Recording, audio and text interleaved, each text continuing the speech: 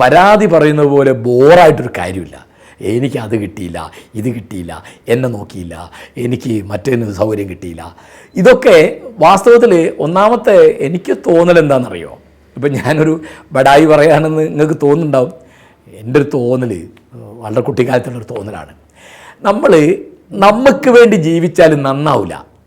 നമ്മൾ അന്യർക്ക് വേണ്ടി, കുടുംബാംഗങ്ങൾക്ക് വേണ്ടിയോ അയൽക്കാർക്ക് വേണ്ടിയോ നാട്ടുകാർക്ക് വേണ്ടിയോ ജീവിക്കുമ്പോഴാണ് ജീവിതം നന്നാവുക. അതിപ്പോൾ ഒരു ബഡായി പറയുന്നതല്ല എന്ന് ഞാനൊരു തെളിവ് പറയാം.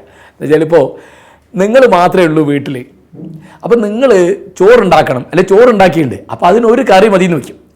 വേറെ 4 ആൾ കൂടി ഉണ്ടെങ്കിൽ 2 3 കറി ഉണ്ടാക്കാം, മീൻ പൊരിക്കാം, അല്ലെങ്കിൽ പപ്പടം പൊരിക്കാം, അല്ലെങ്കിൽ കോഴിമുട്ട പൊരിക്കാം, അല്ലെങ്കിൽ വേറെ എന്തെങ്കിലും ഇറച്ചി മേടിക്കാം എന്ന് വിചാരിക്കും.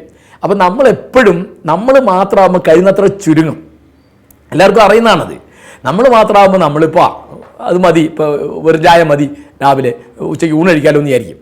അപ്പോൾ ഇങ്ങനെയാണ് എല്ലാവരും എങ്ങനെയാണ്. അതായത് നമ്മൾ എപ്പോഴും അത് ജീവിതം ഒരു ആഘോഷമാവുന്നത്, ജീവിതം ഒരു സന്തോഷമാവുന്നത്, ജീവിതം നേരെ പറഞ്ഞൊരു ഉത്സവമാവുന്നത് അത് നമ്മളിൽ നിന്ന് മാറി കുടുംബാംഗങ്ങളിലേക്കും, കുടുംബാംഗങ്ങളിൽ നിന്ന് മാറിയിട്ട് ബന്ധുക്കളിലേക്കും, കുടുംബാംഗങ്ങളിൽ നിന്ന് ബന്ധുക്കളിൽ നിന്ന് മാറിയിട്ട് നാട്ടുകാരിലേക്കും ഒക്കെ ഇത് പടരുമ്പോഴാണ്.